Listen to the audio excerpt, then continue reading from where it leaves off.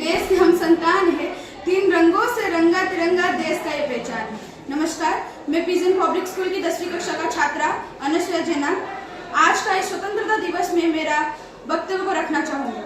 तो यूँ तो आज़ादी की आग 1857 में ही जल चुकी थी, लेकिन वो जुलाहा बनकर 1947 को हमारे देश को आज़ाद कराई।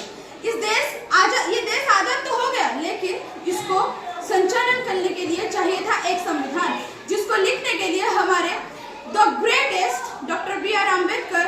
अम्बेडकर को लगा था 2 साल 11 महीने और 18 दिन।